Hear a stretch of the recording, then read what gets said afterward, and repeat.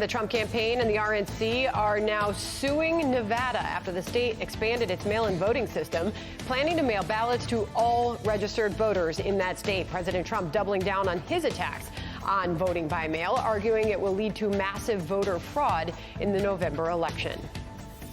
And for more on those Nevada lawsuits, let's bring in Karl Rove, former White House Deputy Chief of Staff and a Fox News contributor. Karl, always good to see you. You say that the president doesn't object to mail-in voting per se, but that this Nevada setup could lead to fraud. Listen to the president concerning the Nevada lawsuit and the mail-in voting there, and then I'll get your response.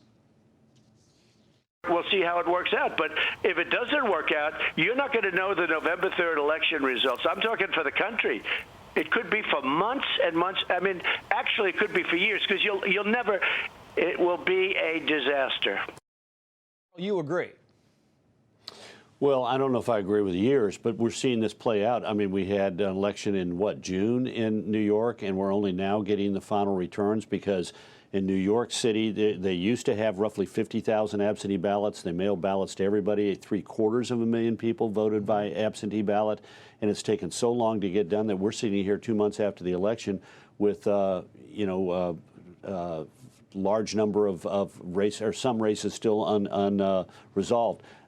Trace, can I talk about Nevada and why the president, I don't think the president, Andrew McCarthy said yesterday, didn't see that there was a basis for a lawsuit because the Constitution leaves the manner of elections in state hands. But there is a problem with what Nevada is intending to do. In Nevada, they are now going to mail ballots to what are called inactive voters. Now, how do you become an inactive voter? Every 2 years, Nevada sends a new registration card to everybody on the rolls. So the first step of becoming an active voter is they mail you your registration card, and the post office returns it saying nobody by that name at this address. They then send you a postcard saying you have 30 days to respond and confirm that this is your address or update your address, and they ask for that mail to be forwarded to any address that person has on file. If you don't return that postcard in 30 days, you get added to the inactive file.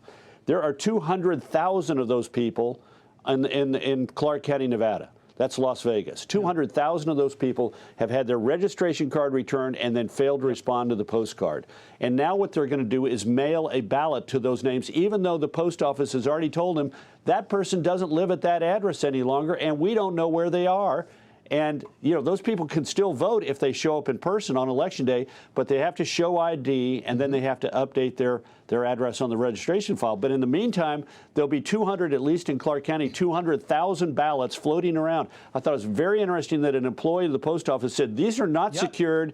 Anybody could grab one of these, vote these things. It stinks. And they're additionally allowing what's called ballot harvesting. They're allowing somebody to show up at your door and say, I'll take your ballot for you, and I'll turn it into the authorities. There are lots of opportunities for mischief. And that postal worker went on camera saying that, look, we have these problems here. I just want to get to this very quickly. Hillary Clinton, because the Philly Inquirer came out with a story saying that mail's a mess in Philadelphia. It's taking people weeks to get packages. She tweeted, quoting, "I fear Republican sabotage of the USPS, including slowing mail delivery, is a Trump strategy to make voting by mail more difficult this fall. Request your ballots and return them as early as you can." Your thoughts on that quickly, Karl?